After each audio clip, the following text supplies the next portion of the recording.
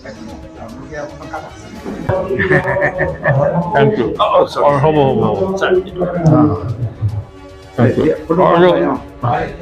তোমাক খুৱাই দিছোঁ।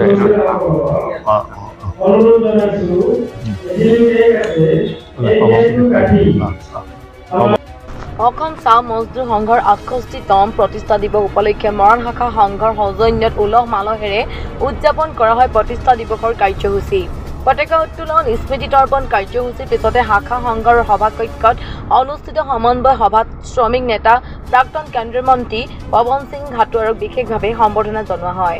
অসম চাহ মজদুৰ সংঘৰ প্ৰতিষ্ঠাপক তথা ভেটি গঢ়োতাসকলক শ্ৰদ্ধাৰে স্মৰণ কৰে অসম চাহ মজদুৰ সংঘৰ কৰ্মকৰ্তাসকলকে ধৰি বিশিষ্ট ব্যক্তিসকলে। আমি অসম চাহ মজদুৰ সংঘই ধৰ্মীয় মেৰুকৰণত বিশ্বাস নকৰোঁ। আমাৰ সদস্য হিন্দু আছে, মুছলমান আছে, খ্ৰীষ্টিয়ান আছে, সকলো ধৰ্মৰ মানুহ চাহ বাগিচাত কাম কৰে আৰু তেওঁলোকে শ্ৰমিক হিচাপে আৰু আমাৰ সংগঠনটো শ্ৰমিক সংগঠন হিচাপে কাম কৰে। ইয়াত ধৰ্মৰ নামত কোনো ভেদাভেদ নাই আৰু আমি অসম চাহ মজদুৰে বিশ্বাস কৰোঁ যে আমাৰ অসমত কোনো বিদেশী ই হিন্দুৱে হওক মুছলমানেই হওক সংস্থাপিত হ'ব নালাগে, কাৰণ অসমৰ যি জনসংখ্যা সেই হিচাপে আমি কোনো বিদেশীকে ইয়াত আৰু আমি আশ্ৰয় দিয়াৰ কাৰণে আমাৰ অসম ৰাজ্যৰ মই ভাবোঁ যে যথেষ্ট অসুবিধা আছে আৰু সেইকাৰণে চৰকাৰে, কেন্দ্ৰীয় চৰকাৰে, ৰাজ্য চৰকাৰে যাতে যিসকল বিদেশী বেআইনীভাৱে আমাৰ দেশত প্ৰৱেশ কৰিছে তেওঁলোকক চিনাক্ত কৰি আমাৰ দেশৰ পৰা বহিষ্কাৰ কৰাৰ ব্যৱস্থা ল'ব লাগে আৰু যিসকলক তেওঁলোকে নতুনকৈ আহিছে, নতুন আইনমতে সংস্থাপিত কৰিব বিচাৰিছে সেই সকলকো ভাৰতৰ অন্যান্য ৰাজ্যৰ মাজত ভগাই দিব লাগে। সকলো ভাৰ অসম ৰাজ্যই লোৱাটো অসম্ভৱ বুলি মই ব্যক্তিগতভাৱে বিশ্বাস কৰোঁ। চাওক, আমি প্ৰত্যেক কোম্পানীকে 20% বোনাছ দিব লাগে বুলি কওঁ আৰু এইটো মানে বোনাছটো আমি তেওঁলোকৰ মজুৰিৰ এটা অংশ বুলি বিশ্বাস কৰোঁ আৰু সেইকাৰণে সকলো বাগিচাতে কৰোঁ। টি কৰ্পৰেশ্যনৰতো এতিয়া বাগিচা নায়েই, তেওঁলোকে মাত্ৰ কেইটামান বাগিচা আছে। অতি দুৰ্ভাগ্যজনকভাৱে আজি তাৰিখতো টি কৰ্পৰেশ্যনত কাম কৰা শ্ৰমিকসকলে 205 টকা হাজিৰা পায়। তেওঁলোকে 205 টকা আৰু অন্য বাগিচাত কাম কৰা শ্ৰমিকসকলে 250 টকা পায়, 250 টকা পায়। তেওঁলোকে এই 250 টকা দিম বুলি প্ৰতিশ্ৰুতি দিও অসম চৰকাৰে ৰক্ষা কৰা নাই আৰু মই ভাবোঁ যে অতি সোনকালে এই টি কৰ্পৰেশ্যনত কাম কৰা শ্ৰমিকসকলকো 250 টকা দিব লাগে। ৰাজনৈতিকভাৱে কোনো সংঘ হিচাপে আমি কোনো অসম চাহ মজদুৰ সংঘ কোনো ৰাজনৈতিক দলৰ বহতীয়া নহয়। অসম চাহ মজদুৰ সংঘত কিছু সদস্য অন্য দলতো আছে, বেছিভাগেই কংগ্ৰেছ দলত আছে আৰু কিছুমান অন্য দললৈকো গৈছে, কাৰণ অসম চাহ মজদুৰ সংঘৰ জন্ম দিছিলে কংগ্ৰেছ ভলণ্টিয়াৰসকলে, কংগ্ৰেছৰ নেতাসকলে।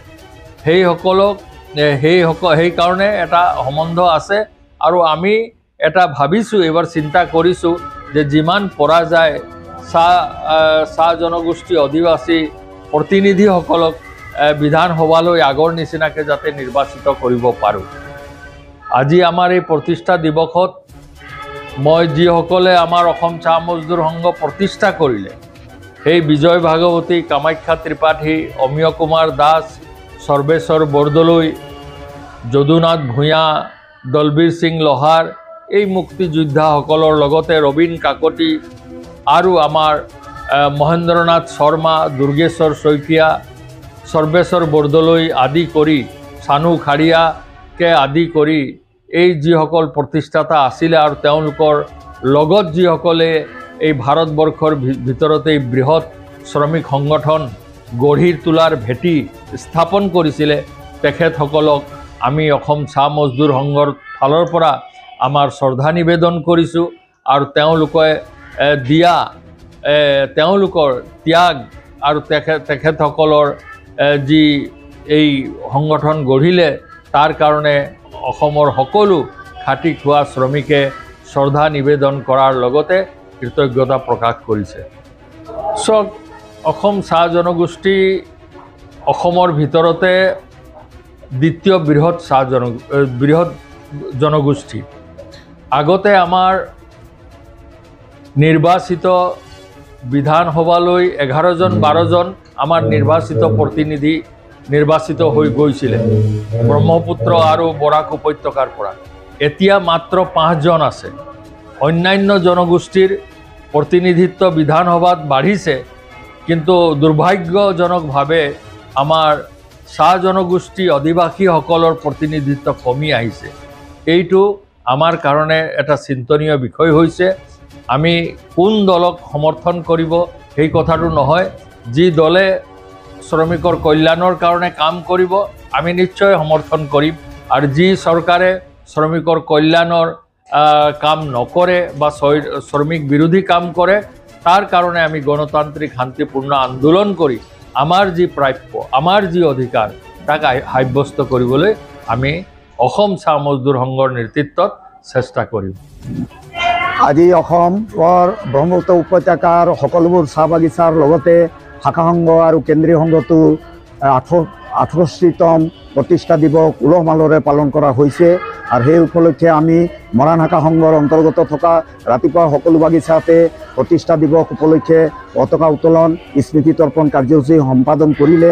আৰু আমি শাখা সংঘত কেন্দ্ৰীয়ভাৱে আয়োজন কৰা এই কাৰ্যসূচী এতিয়া বৰ্তমান আমাৰ চলি আছে।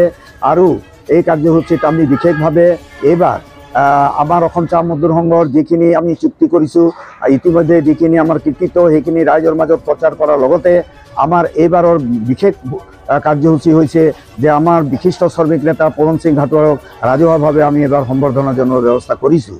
ইতিমধ্যে আপোনালোক সকলোৱে জানে যে এছিয়া মহাদেশৰ ভিতৰতে এটা বৃহৎ ট্ৰেড ইউনিয়ন হিচাপে অসম চাহ মজদুৰ সংঘৰ নিজৰ পৰিচয় দাঙি ধৰিবলৈ সক্ষম হৈছে। আৰু এই দীঘলীয়া কালছোৱাত শ্ৰমিকৰ কল্যাণৰ কাৰণে, শ্ৰমিকৰ উন্নতিৰ কাৰণে বহুকেইটা আমি আঁচনি প্ৰস্তুত কৰিছোঁ, আৰু যাৰ জেগাতে আমাৰ শ্ৰমিকসকলে উপকৃত হৈ আহিছে। আৰু আশা কৰিম যে অহা দিনবিলাকতো আমাৰ অসম চাহ মজদুৰ সংঘই শ্ৰমিকৰ সহযোগত শক্তিশালী ৰূপত প্ৰতিষ্ঠা হ'ব। আৰু আমাৰ যিবিলাক দাবা দাবী আছে সেই দাবা দাবীবিলাক আমি বাগিচা মালিক সন্থা আৰু চৰকাৰৰ ওচৰত আমি দাবী জনাই আমাৰ দাবীবিলাক পূৰণ কৰাৰ ক্ষেত্ৰত আমি সফল হ'ম।